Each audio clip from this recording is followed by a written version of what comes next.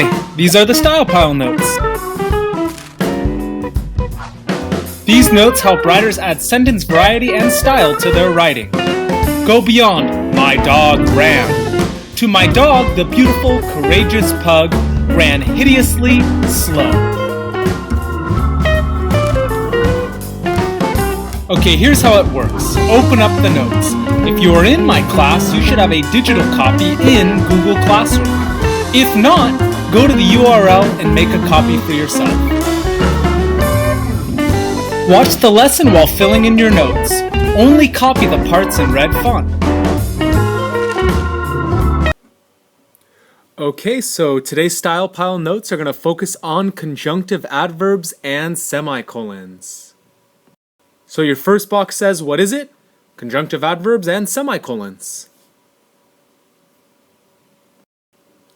So, if you haven't done this already, I want you to go to my website, download and print the document that says conjunctive adverbs. It's going to be right above this video. So the list should look something like this. Again, this list is found on my website. There is a positive column from when you're agreeing with yourself and a negative column when you're contradicting your ideas. Don't worry if that doesn't make sense yet, because when we take the rest of our notes, you're going to see how to use these two different columns. Okay, so now we're on to that second box, the rules and examples for using a conjunctive adverb with a semicolon. First rule is going to be you have to follow all semicolon rules. So all of the rules for semicolons, if you haven't watched that video, go back and watch it. It is Oscar worthy. Really quick review. They have to be two complete ideas that could stand on their own. They have to be related before you can join them with a semicolon. Again, if you need more info on that, go back and watch the semicolons video.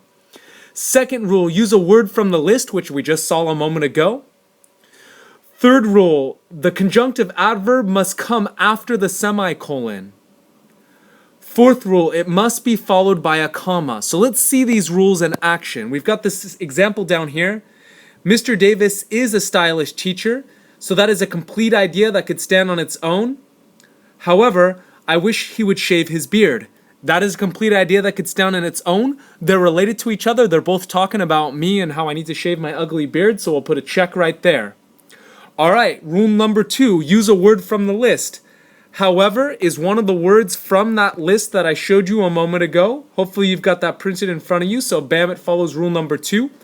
Rule number 3, it must come after the semicolon. Well, we've got the semicolon right here. Then the conjunctive adverb, however, that's right where it should be, check. Finally, the conjunctive adverb must be followed by a comma. Well, we've got a comma right there, boom.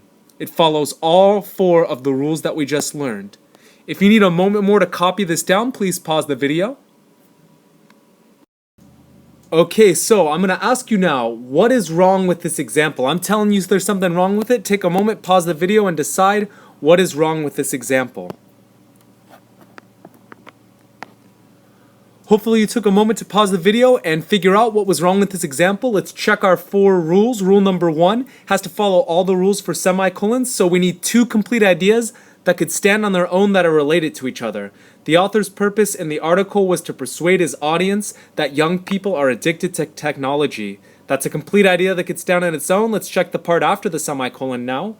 However, I am young and I know plenty of people who are not. That is another complete idea that could stand on its own. Therefore, we followed rule number 1. Rule number 2, you have to use a word from the list.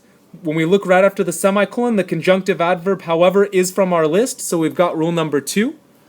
Rule number 3, it must come after the semicolon. Our semicolon's right here. And here is our conjunctive adverb, however. We followed rule number 3. Rule number 4, it must be followed by a comma. And that's the problem. If you look after however, there's no comma here. There's supposed to be a comma right here. So let's throw that guy in there, bright blue.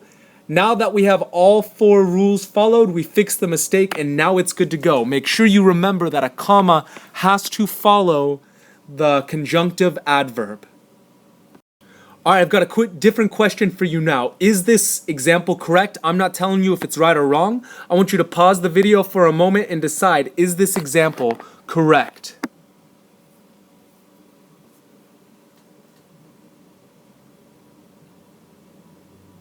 Okay, hopefully you took a moment to pause the video and check your 4 rules. If you said this example was correct, guess what?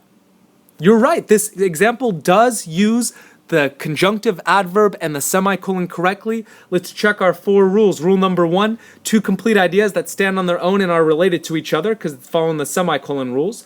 The 49ers are one of the best teams in the NFL. That's absolutely true. Furthermore, they have won more Super Bowls than the Raiders. Those are 2 complete ideas that could stand on their own and they're related to each other. They're both talking about how the Niners are good and they're both talking about football, so we followed rule number 1. Let's check rule number 2. Use a word from the list. Furthermore is a word from that list, so we've got rule number 2 followed as well.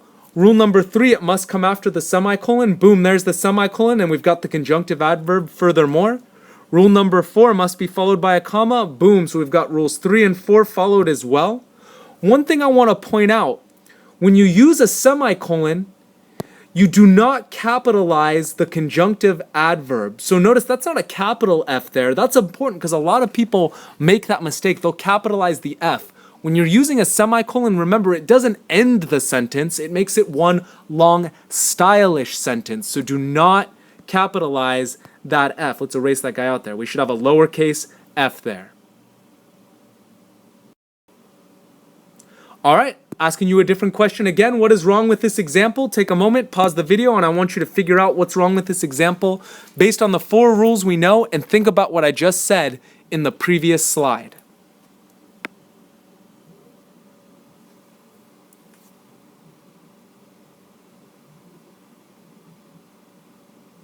So there are actually 2 mistakes here.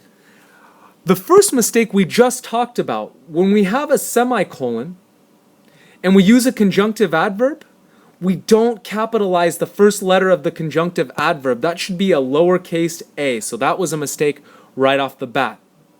Now, if you think about the other 4 rules that we've got, 1, 2, 3, and 4, you're going to find we follow all of the rules.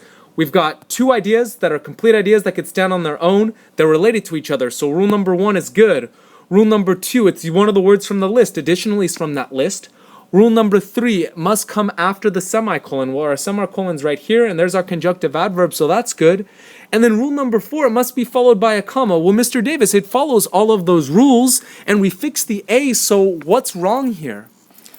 Well, when you look at your sheet that you printed out that has the 2 columns, some of them are for agreeing with yourself or building on previous ideas, while others, the other side of the list, is when you're disagreeing with yourself or you're contradicting your previous ideas. When we say a lot of people think the Raiders are a good team, the next part, additionally, they never make it to the playoffs, well, that doesn't build on what was said before. If it said a lot of people think the Raiders are a good team, additionally, they have a lot of fans, well, that kind of builds on the idea. Additionally, though, does not fit this sentence. It is the wrong conjunctive adverb to use. I know that's not in the rules that I taught you guys, but when you're using these conjunctive adverbs, make sure you choose the right conjunctive adverb for your sentence. All right, we're on to the use it box now. I want you to describe your best friend using a conjunctive adverb and a semicolon to do so. Take a moment, pause the video, fill in your use it box. So I just want to show you an example I came up with. Jorge is a good friend. That is my best friend. He's a pretty good friend. However, comma, he never shares any of his food with me. That's a lie, actually. He's always trying to get me to eat his food, but I came up with that as an example. So rule number 1, follow all the semicolon rules. Jorge is a good friend. That's a complete idea that could stand on its own. However, he never shares any of his food with me. That's a complete idea that could stand on its own. Boom, rule number 1. Rule number 2, use a word from the list. However is from the list. Rule number 3, must come after a semicolon. We've got the semicolon, then our conjunctive adverb. Good, rule number 3 is followed. Rule number 4, it's got to be followed by a comma. Boom. If you notice, I didn't capitalize the H. And if you notice, the word however fits into my sentence. It makes sense there. I chose from the right column to choose my conjunctive adverb for this sentence. Here are some more examples in case you're struggling with this. We've got this first example here. Here's the second example as well for you to look at. All right, here's your job now. First, I want you to check to make sure, because we didn't do this previously, that your example follows all four of our rules, that you didn't accidentally capitalize the conjunctive adverb, and that you chose the right word for your sentence. If you're not sure about that, I want you to have your teacher check it. Other than that, your job is to use conjunctive adverbs and semicolons to add style and flair to your writing. Using conjunctive adverbs and semicolons is easy and fun. Nonetheless, don't overdo it. Just like with all of these style pile choices that you're making, too much of a good thing becomes a bad thing.